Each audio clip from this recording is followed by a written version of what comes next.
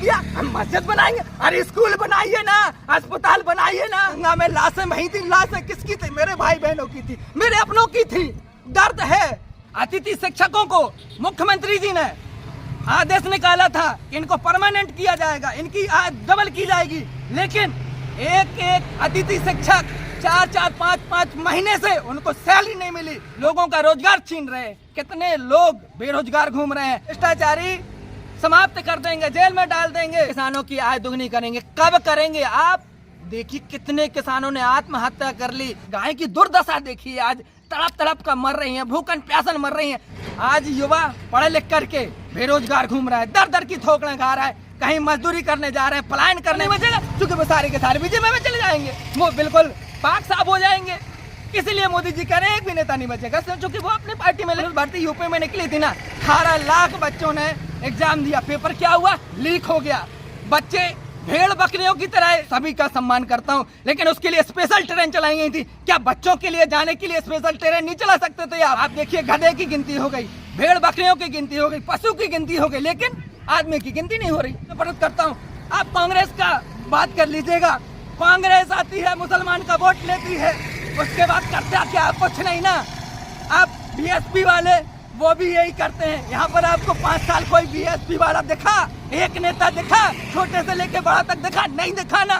सपा वाला कोई एक नेता दिखा? नहीं दिखा ना। मैं 5 साल मैंने किसानों के लिए सैकड़ों आवेदन दिए, मैंने युवाओं के लिए सैकड़ों आवेदन दिए, मैंने ओबीसी वर्ग के लिए सैकड़ों आवेदन दिए, हम वापसी के लिए बोला गया, लेकिन मैंने नहीं लिया, ना मैं लूंगा। मैं आपके साथ कल भी खड़ा था, मैं आपके साथ आज भी खड़ा हूँ। मेरा नाम मोहम्मद इमरान है और मैं खजुराहो लोकसभा से प्रत्याशी हूँ। मेरा चुनाव चिन्ह फूल गोभी है, जो तीसरे नंबर पे है। जैसे आपने बात करी, तो जो किसान हैं उन पर कोई बात नहीं कर रहा है, कोई रोजगार पर बात नहीं कर रहा है, कोई किसानों पर बात नहीं कर रहा है, कोई स्वास्थ्य पर बात नहीं कर रहा है, कोई शिक्षा पर बात नहीं कर रहा है। बात कर रहा है काय पे चल रही है? चाहे आदरणीय प्रधानमंत्री जी हों, चाहे माननीय सांसद जी हों, चाहे विधायक जी, कोई भी हो, बातचीत चल रही काय पे? हिंदू मुस्लिम पे, मंदिर मस्जिद पे। कोई विकास पे बात नहीं करना चाहता, कोई रोजगार पे बात नहीं करना चाहता, कोई शिक्षा पे बात नहीं करना चाहता, कोई किसानों की बात नहीं करना चाहता। आप कितने मुद्दे देखिए, लेकिन बात करेंगे ये बस लड़ाई झगड़े पे, बात करेंगे उल्टी सीधी बात करेंगे। आखिर क्यों नहीं आप लोगों की बात करना चाहते? आप स्वास्थ्य की व्यवस्थाएं देखिए, आप कितनी चरमराई हुई हैं। आप दिन खजुराहो एक इंटरनेशनल टूरिस्ट प्लेस है, वहाँ पर आप स्वास्थ्य की व्यवस्थाएं देखिए, वहाँ पे 4-5 डॉक्टर है केवल, लेकिन दवाइयों के नाम पे शून्य है। आखिर क्यों? ना वहाँ पर कोई जांच की फैसिलिटी है, ना दवाइयों की फैसिलिटी है। अगर मरीज वहाँ पर जाता है, एक्सीडेंट वाला है अन्य, तो सीधा रेफर कर दिया जाता है छतरपुर। आखिर ऐसा क्यों? और छतरपुर में भी देखिए ना, आए दिन आप वहाँ की भर्राशाही की खबरें देख सकते हैं। किसी को स्ट्रेचर नहीं मिला, किसी को दवाई नहीं मिला, किसी को बेड नहीं मिला। आखिर क्यों? बिल्डिंग तो आपने करोड़ों की बना दी, लेकिन जब वहाँ पे अच्छी दवाई नहीं है, अच्छा स्वास्थ्य नहीं है, डॉक्टर नहीं, तो ऐसा क्यों? आखिर आप शिक्षा की देखिएगा, गाँव में एक स्कूल है 8वीं तक, 6वीं तक, 5वीं तक, लेकिन वहाँ पे पढ़ाने वाले टीचर 1 होंगे या 2 होंगे, और बच्चे 40, 50, 100 बच्चे। कैसे शिक्षा का सुधार होगा? इस पर कोई बात नहीं करना। तो क्योंकि ये बेसिक है, शिक्षा अगर किसी को मिलेगी, बच्चे को मिलेगी, तो वो सवाल करेगा, और सवाल करेगा तो इसीलिए वो चाहते नहीं है अगर कोई अपने हक अधिकार मांगे, कोई नियम कायदे कानून जाने, लेकिन इस पर बात नहीं करेंगे। आप देखिए किसानों पर कोई बात नहीं करना चाहता। मोदी जी कह रहे थे, हमारे प्रधानमंत्री जी कह रहे थे, हम किसानों की आय दुगनी करेंगे। कब करेंगे? आप देखिए कितने किसानों ने आत्महत्या कर ली, उनकी फसलों पर नुकसान हो गया। अभी वर्तमान में कुछ दिन पहले ओलावृष्टि हुई थी, बहुत ज्यादा ओलावृष्टि हुई थी, फसलें 50%, 60% तक नष्ट हो गई। आज एक किसान मुझे बता दीजिएगा, एक किसान जिसको उसको मुआवजा मिला हो। लेकिन फोटो सेशन हो गया, प्रधानमंत्री जी ने बोला मुआवजा देंगे, मुख्यमंत्री ने आदेश निकाला, विधायक जी गए, उनकी फोटो खिंच गई, सांसद जी गए, उसकी फोटो खिंच गई, बस हुआ क्या? फोटो हुआ। जो अधिकारी हैं, एक मुझे किसान बता दीजिए अगर उसको मुआवजा मिला है, लेकिन उनकी कोई बात नहीं करेगा। जो आवारा गाय घूम रही हैं, पशु मर रहे हैं, बात करते हैं हम, गाय हमारी माता है, बिल्कुल गाय हमारी भी पूजनीय है, हम उसका सम्मान करते हैं, लेकिन गाय की दुर्दशा देखिए, आज तड़प तड़प कर मर रही हैं, भूखन प्यासन मर रही हैं। गौशाला हर गांव में खुली हुई है, हर पंचायत में खुली हुई है, लेकिन एक भी गौशाला आज चालू नहीं है। क्यों नहीं चालू है? शासन किसका है? प्रशासन किसका है? शासन से, प्रशासन से, उन्हीं से तो बात करी जाएगी। अभी कुछ दिन पहले आपने देखा होगा ओबीसी महासभा संगठन के द्वारा यहाँ राजनगर तहसील में हजारों गाय लाई गई थी, किसानों की पीड़ा दिखाई गई थी, तहसील के अंदर भी गाय घुसड़ी गई थी। उसके बाद संबंधित मंत्री ने, पशुपालन मंत्री ने एक आदेश निकाला था कि इन गायों को गौशाला में रखा जाए, उनका प्रबंध किया जाए, लेकिन उनके आदेश की धज्जियां उड़ा दी गई, चाहे वो कलेक्टर हो, चाहे एसडीएम हो, चाहे कोई भी संबंधित अधिकारी हो, उनके आदेश का कोई पालन नहीं करा गया। लेकिन मोदी जी कहते हैं, बीजेपी वाले जो नेता पदाधिकारी गण, गाय हमारी माता, गाय पर केवल राजनीति करेंगे। गाय रोड पर बैठी रहती है, आए दिन एक्सीडेंट होती हैं, आए दिन हमारे भाई बहन मरता है, मृत्यु हो जाती है, अकाल मृत्यु में समा जाते हैं, गाय भी मरती हैं, उनके लिए कोई प्रबंधन नहीं, कोई प्रबंधन नहीं है। लेकिन बात करेंगे गाय पर, आप देखिए रोजगार पर आप बात करिए, लेकिन आज युवा पढ़े लिख करके बेरोजगार घूम रहा है, दर दर की ठोकरें खा रहा है, कहीं मजदूरी करने जा रहे हैं, पलायन करने जा रहे हैं, लेकिन उस पर कोई बात नहीं करना चाह रहा है। अभी भर्ती हुई थी पटवारी की, एक एक सबूत था, भ्रष्टाचार के सबूत थे। जिस कॉलेज से भ्रष्टाचार और लेन देन की बातें सामने आई थी, स्क्रीनशॉट सामने आए थे, वो कॉलेज किसका था? बीजेपी के नेता का था। लेकिन आज उस पर कार्रवाई हुई, कोई कार्रवाई नहीं हुई, इसलिए नहीं हुई क्योंकि बीजेपी का नेता है। मोदी जी कहते हैं सारे भ्रष्टाचारी समाप्त कर देंगे, जेल में डाल देंगे, ईडी लगा देंगे, सीबीआई लगा देंगे। लेकिन हाँ, बिल्कुल सही कहा, एक भी नहीं बचेगा। क्यों नहीं बचेगा? क्योंकि वो सारे के सारे बीजेपी में चले जाएंगे, वो बिल्कुल पाक साफ हो जाएंगे। इसीलिए मोदी जी कह रहे हैं एक भी नेता नहीं बचेगा, क्योंकि वो अपनी पार्टी में ले लेंगे ना। लेकिन इस पर कोई बात नहीं करेगा। चाहे आप देखिए प्रफुल्ल पटेल पर करोड़ों के घोटाले के आरोप लगे, आप महाराष्ट्र में देखिए शुभेंदु अधिकारी पर देखिए, इन पर करोड़ों के भ्रष्टाचार के आरोप लगे, लेकिन कोई बात नहीं करना चाहते। इस पर बहुत सारी चीजें हैं, लेकिन इस पर कोई बात नहीं करना चाहता। रोजगार, अभी पुलिस भर्ती यूपी में निकली थी ना, 10 लाख नहीं 18 लाख बच्चों ने एग्जाम दिया, पेपर क्या हुआ? लीक हो गया। बच्चे भेड़ बकरियों की तरह जाने वाले थे। अभी राम मंदिर का उद्घाटन हुआ, मैं उनका सम्मान करता हूँ, मैं भी सभी देवी देवताओं को सभी का सम्मान करता हूँ, लेकिन उसके लिए स्पेशल ट्रेन चलाई गई थी। क्या बच्चों के लिए जाने के लिए स्पेशल ट्रेन नहीं चला सकते थे आप? क्योंकि वो भी तो भेड़ बकरी थोड़ी ना है। आप देखिएगा ओबीसी वर्ग की मैं एक बात करना चाहूंगा, जातिगत गणना आप क्यों नहीं करवाना चाहते? जितनी जिसकी संख्या बढ़ी उसको उससे हिस्सेदारी, लेकिन इस पर बात ही नहीं करेंगे। आप देखिए गधे की गिनती हो गई, भेड़ बकरियों की गिनती हो गई, पशु की गिनती हो गई, लेकिन आदमी की गिनती नहीं हो रही।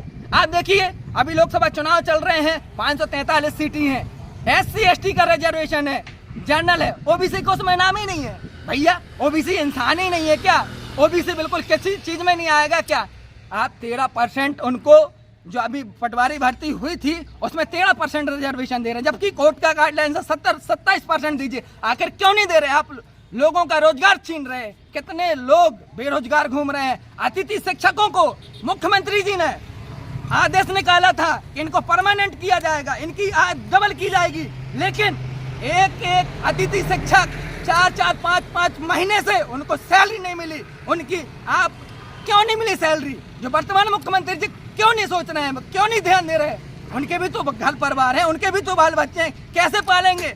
वो तो बिद गए ना, क्या करें बेचारे? ना तो वो छोड़ सकते हैं नौकरी, ना वो आगे कुछ और कर सकते हैं। आप आंगनवाड़ी रोजगार सहायकों को देखिए, उनकी आय दोगुनी करने के लिए कहा गया था, लेकिन आज उनको एक भी पैसा नहीं मिल रहा है। 4-4 महीने रोजगार सहायक देखिए, उनकी 4-4 महीने से सैलरी नहीं मिली, डबल कर देंगे। इतने सम्मेलन हुए भोपाल में जाके, किसी एक का बताइए मुझे जो पालन किया हो, लेकिन कुछ नहीं, बस सारी चीजें हवा हवाई हैं। मोदी जी ने कहा था जो चप्पल पहनेंगे ना, हम उनको हवाई जहाज में यात्रा कराएंगे, हम उनको घुमाएंगे। अरे कौन बता दीजिएगा? चप्पलें तो बेचारे उनसे पूछिए जो कोरोना का भूखे घूमते रहे, उनसे पूछिए दुर्दशा कैसी होती है। आपने देखा होगा गंगा में लाशें वही थी, लाशें किसकी थी? मेरे भाई बहनों की थी, मेरे अपनों की थी। दर्द है, कहा कि बहुत मैंने कुछ किया। अरे क्या करा आपने? आपने लिया, हाँ बिल्कुल करा, आपने चुनावी बॉन्ड में करोड़ों अरबों रुपए लिए। किससे लिए? जिन्होंने भ्रष्टाचार किया, जिन्होंने लूटा है, उनसे आपने लिया है, और उनको अपनी पार्टी में शामिल करके टिकट भी दी। कितना करा आपने? किसानों, 700 किसान मरे थे दिल्ली में, उनका वो पहले कह रहे थे बहुत अच्छा कानून लेके आए हम, बहुत अच्छा कानून लेके आए हम, किसानों को बहुत आगे बढ़ाएंगे हम। क्या बढ़ाया तुमने? उसके बाद बोल दिया मैं क्षमा चाहता हूँ, समझा नहीं पाया मैं मेरे किसान भाइयों को। अरे तुम जब समझा नहीं पाए, तुमने पूछा क्यों नहीं उनसे? तुमने उनका सलाह मशवरा क्यों नहीं लिया? तुम पूछते, उसके बाद कानून लागू करते। अब एन मौके पर आप सीए लेके आए, आप एन मौके पर अन्य कानून लेके आए। क्यों? अब ये कानून आया था ड्राइवर भाइयों के लिए, आप देखिए उसमें उनको 7 लाख रुपए देने थे, प्लस उनको 3 साल की सजा थी। अगर ड्राइवर भाइयों के पास 7 लाख रुपए होते तो वो ड्राइवरी क्यों करते? वो क्यों अपने घर परिवार से, अपने बाल बच्चों से डाके हजारों किलोमीटर, सैकड़ों किलोमीटर दूर जाके गाड़ियां चलाते, पहाड़ियों में, मोड़ों में, एक्सीडेंटों में भूखे प्यासे क्यों रहते? लेकिन उनके ऊपर कोई बात नहीं करना चाहता। बात कौन करेगा? बस हिंदू मुसलमान। हमने मंदिर बना दिया, हम मस्जिद बनाएंगे। अरे स्कूल बनाइए ना, अस्पताल बनाइए ना, ये कोई नहीं बनाएगा। ना किसानों के लिए, ना युवाओं के लिए, कोई कुछ नहीं कहेगा। ऐसी इतनी चीजें आपको गिना दूं मैं कि ये जो कह रहे हैं ना खजुराहो लोकसभा में, आपने कौन सा स्टेडियम बनाया? जब बच्चों के लिए खेलने के लिए स्टेडियम नहीं होगा, जगह ही नहीं होगी, तो वो कहाँ से प्रदेश की लेवल की टीम में खेलेंगे? कहाँ से राज्य स्तरीय टीम में जाएंगे? बताइए ना आप मुझे, कहाँ पे क्या कुछ किया? बस हमने विकास करा, क्या करा? खजुराहो के टूरिस्ट वाले लोगों से पूछिए आप, कितने परेशान है बेचारे। एक हवाई जहाज आती है, जब नेता नगरी होने लगती है तो हवाई जहाज आने लगती है। उसके बाद बेचारे जो टूरिस्ट वाले हैं, जो दुकान खोले हुए हैं, एक एक ग्राहक के लिए, एक एक कस्टमर के लिए परेशान हो रहे हैं, लेकिन इस पर कोई बात नहीं करेगा। आप देखिए यहाँ पर जो स्कूलें हैं ना, बहुत परेशान। खजुराहो एक टूरिस्ट प्लेस है, यहाँ पर कौन सा बच्चों के लिए सरकारी कॉलेज है? कौन सा यहाँ पर एक कंपनी लगाई हुई है आपने जहाँ से रोजगार मिले, जहाँ से मजदूरी करने के लिए लोग, यहाँ से देखिए कितने लोग पलायन करने जाते हैं, दिल्ली जाते हैं, वहाँ पर कितने परेशान रहते हैं, लेकिन इस पर कोई बात नहीं करेगा। बात करेगा बस हिंदू और मुसलमान, बस हमने ये किया, वो किया, क्या किया, इस पर कोई बात नहीं करेगा। मैं चाहूँगा कि जो भी नेता है वो शिक्षा पर बात करें, वो स्वास्थ्य पर बात करें, वो किसानों की बात करें, वो युवाओं की बात करें, वो पढ़ाई लिखाई की बात करें। ये हमारा, तभी हमारा लोग बढ़ेंगे, युवा बढ़ेंगे, तभी हमारा देश समृद्धि होगा। मैं मोहम्मद इमरान, खजुराहो लोकसभा से मेरा फॉर्म डाला हुआ है और मेरा चुनाव चिन्ह 3 नंबर पर है, फूल गोभी निशान है। मैं तो लोगों से कहूँगा, आपने 5 साल भूल करी, अब भूल नहीं करना है। आपने जितनी भूलें करी सभी भूलों को सुधारिए और अब फूल गोभी को चुनाव चिन्ह पर बटन दबाइए और मुझे बहुत भारी मतों से विजय बनाइए। अगर मैं चुनकर आता हूं तो मैं आपको कसम दिलाता हूं कि जितने भी वादे होंगे मैं सारी के सारी युवाओं पर, जो शिक्षा रोजगार है उस पर बात काम करूंगा। ना तो मैं हिंदू से नफरत करता हूं, ना मैं मुसलमान से नफरत करता हूं। आप कांग्रेस का बात कर लीजिएगा, कांग्रेस आती है, मुसलमान का वोट लेती है, उसके बाद करता क्या? कुछ नहीं ना। आप बीएसपी वाले वो भी यही करते हैं। यहाँ पर आपको 5 साल कोई बीएसपी वाला दिखा, एक नेता दिखा, छोटे से लेके बड़ा तक दिखा? नहीं दिखा ना। सपा वाला कोई एक नेता दिखा? नहीं दिखा ना। मैं 5 साल मैंने किसानों के लिए सैकड़ों आवेदन दिए, मैंने युवाओं के लिए सैकड़ों आवेदन दिए, मैंने ओबीसी वर्ग के लिए सैकड़ों आवेदन दिए, लेकिन अन्य जो प्रत्याशी हैं उनको आपने देखा? नहीं देखा ना। मैं आपके लिए लड़ता रहा हूँ, मैं आपके लिए लड़ता रहूंगा। युवा के लिए, चाहे पीड़ित के लिए, चाहे मेरे ऊपर कितने भी केस लगा दिए जाए, मेरे ऊपर एफआईआर भी दर्ज कर दी गई, मेरे ऊपर दबाव भी बनाया गया, फॉर्म वापसी के लिए बोला गया, लेकिन मैंने नहीं लिया, ना मैं लूंगा। मैं आपके साथ कल भी खड़ा था, मैं आपके साथ आज भी खड़ा हूँ। जय हिंद, जय भारत, जय ओबीसी, जय संविधान। धन्यवाद।